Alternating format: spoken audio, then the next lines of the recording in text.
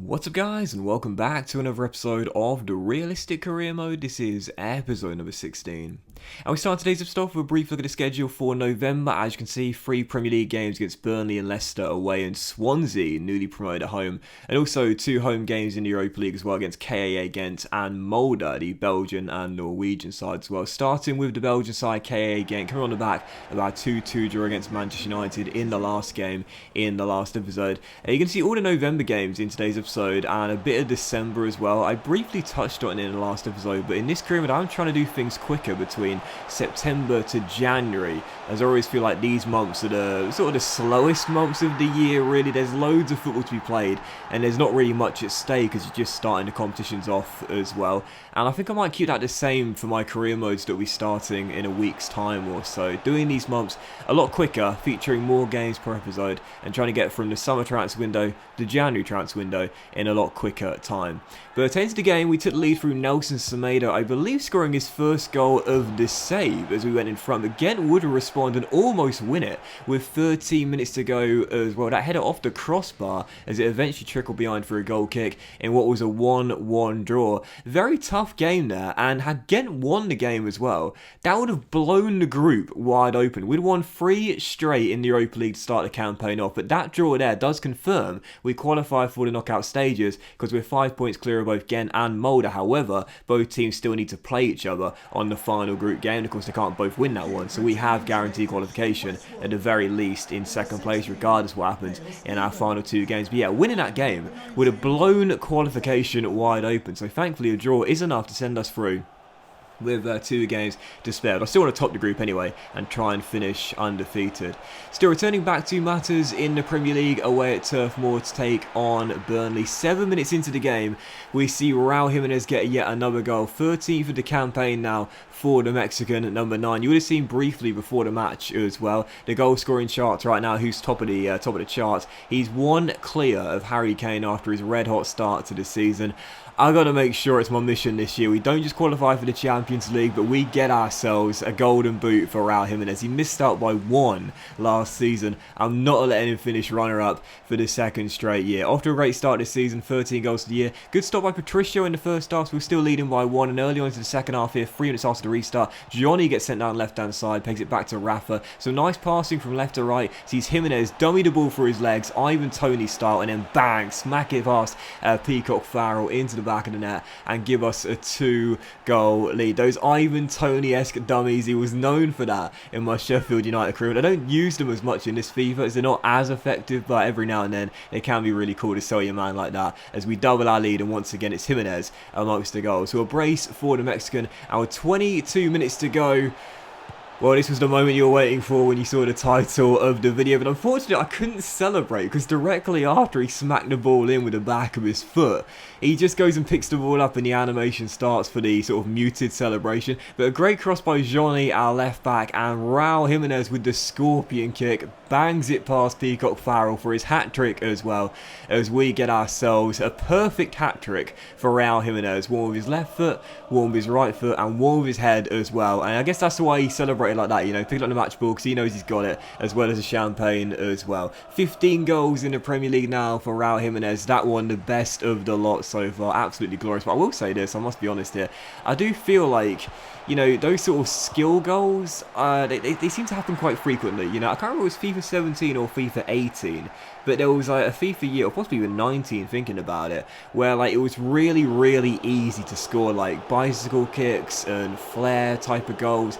It does feel the same way in FIFA 21, you know, I've already scored 2 scorpion kicks already into my FIFA year, and that one the second there. What a goal though by Jimenez, taking nothing away from it. Again, a perfect hat-trick for Jimenez too. It's rare enough I get a hat-trick with a player, but a perfect hat-trick, left foot, right foot, and a header, and one of those goals being a scorpion kick as well. Absolutely glorious. 3 on the final score. Burnley did grab a consolation goal right towards the end of the game there, and one thing I'm noticing too in this year's FIFA is that late goals are incredibly common. You would have seen in the last episode, we had like 3 or 4 games where we conceded in the final 5 minutes. Once again, did the same there. It's always so frustrating to throw away a clean sheet right towards the end of the game, especially when you got it wrapped up and you defended so well for the majority of the match. But either way, unfortunately, did lose the clean sheet, but not the 3 points. And so for our third game of today's episode, back at Molde for this one, taking on newly promoted Swansea to the Premier League. Early on into the game, well, you just knew it would happen. Like in Football Manager, when a player plays against his former club, he always seems to score, and that happened for this game as well. 8 minutes in, Renato Sanchez bags his 7th goal of the year to put us up by a single goal. Of course, some people would forget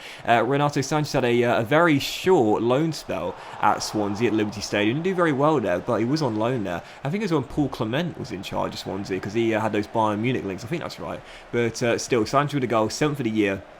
And to be honest, in this game, he really just ran the show. Rafa almost scored a lovely goal himself there in the first half, but it was all about Sanchez in this game. Wanted to put in a good performance against one of his former clubs. He was at the heart of everything. Got the first goal and set up the second. Lovely through ball to Ruben Neves, and I talked about this a couple episodes ago, but the off-the-ball movement in this year's FIFA is so much better than in previous years, and that's the biggest compliment I can pay to the gameplay this year. You know, there are lots of things that have improved this year with FIFA, and you know, at times I can be EA's biggest critics, but I'm always very fair. I'm always really, really fair, and I'll give them praise when they deserve it, and this year the gameplay is far better. Legendary is more challenging, as you're seeing in this series, and of course as well, the off-the-ball movement is my favourite part of the gameplay. It's much more improved this year, and I think one of the reasons why is you can now sort of set where your players run by pressing this L1 if you wish to do so, and the players will sort of align their run to where you position it with the joystick. That's really important. And I remember back in FIFA 03, we're going back a long time now,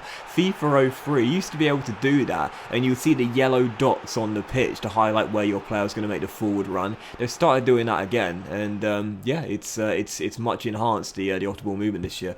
But still, 4th game of today's episode, taking on Molde here at Molde for the penultimate game of the Europa League group stage. Again, because of the draw against Gent on match day 4, we have guaranteed qualification with 2 games to spare, and 1 point would make sure we were guaranteed top spot to end the group as well. So taking on Norwegian sides, I did decide to rest a lot of my players. We had a great chance early. Sanchez fouled in the area, winning our first penalty of the season, but Andre Silva was denied. So still goalless, but right before the break we would break the deadlock, and Daniel Podence, I must admit, this season is looking a lot better in limited game time. You know, certain players are more accustomed to be those occasional starters and more often than not coming off the bench. Podence seems to be that guy. Last season in a starting role wasn't the best, but this year as an occasional starter, he started all of our Europa League group games so far. He looks a lot better when he's not having that pressure of being regularly as part of our front three. So he scored the only goal of the game in a 1-0 victory. Andre Silva should have had goal number 5 in the Europa League. First time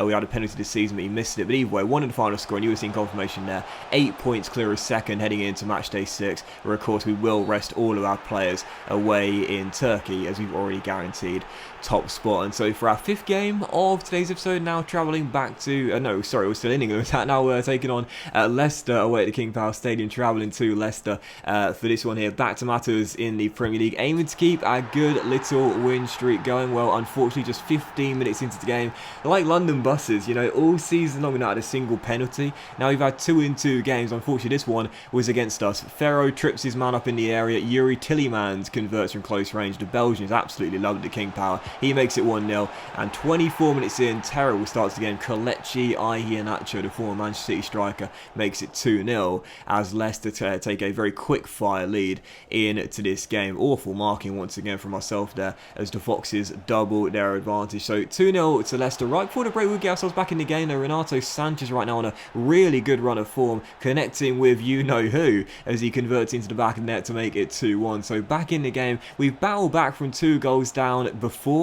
to claim something from the match, and in this game we had a couple of great chances in the second half. First, Jimenez heading this ball onto the crossbar, and right towards the end of the game, final chance. I thought this was in, and I'll be honest here, crossing the back stick from the corner, Ross Barkley off the bench gets up, heads it. I thought he'd been the hero for us. I saw the goal shaking, so I thought it went in.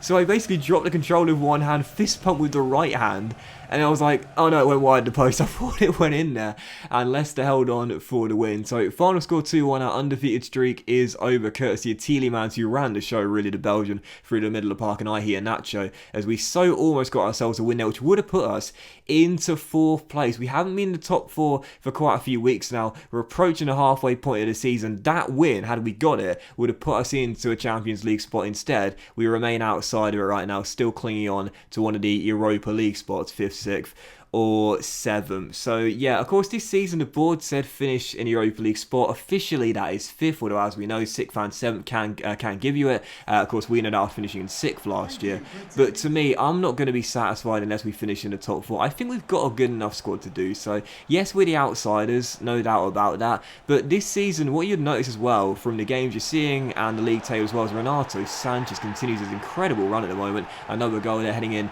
and a Adama Traore cross, is that we are so much more potent in front of goal. Last season we were the lowest scorers, I believe, in the whole of the top 10.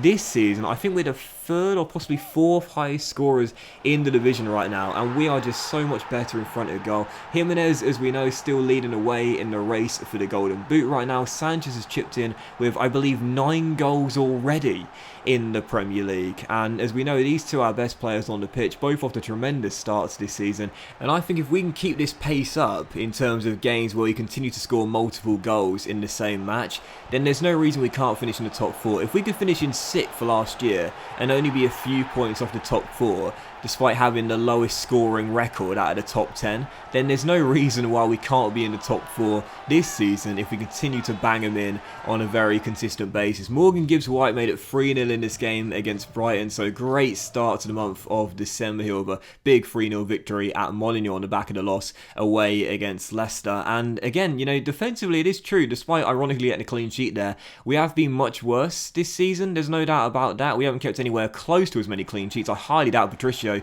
is going to get anywhere close to the Golden Glove this year after missing out on it last year due to reasons unknown, whether it was alphabetical order or I still don't know how he missed out of the top 3 because they're all level on 19. But I don't really mind that, you know, so long as we score more goals and most importantly get into the top 4, that's all that matters to me. And for the final game of today's episode, taking on West Ham away in London, aiming to make it 2 wins from 2. Adama Traore got his first goal for the club here, Jimenez with the assist. I tried to celebrate in front of the West Ham defender that pushed him down there. I do kind of miss the days where you could celebrate anywhere on the pitch. Now they always run to the side or the corner of the pitch unless you run behind the goal or onto the advertising stands, of course. But either way, 1-0 to Wolves, Traore's first goal of the season, and we played some brilliant football in this game as well. That's one thing you notice in this year as well. Some of the football we've played has been glorious, really nice passing, and again, off the ball movement. I keep talking about it. I know I'll sound like a broken record, but it is so much better this year. Raul Jimenez with his 2nd assist of the game, both for Adama Traore, and right now,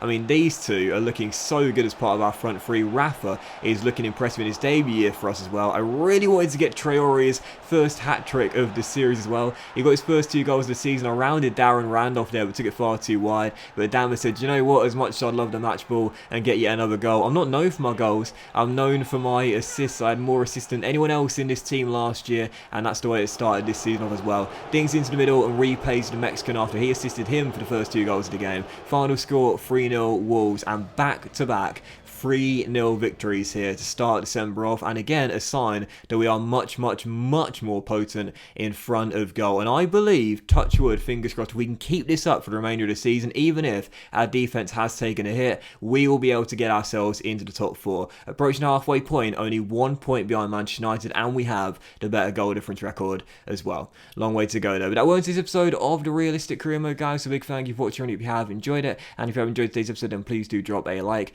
Much love to you all. Have a fantastic day, and I'll see you for the next episode of the Realistic Career Mode very soon.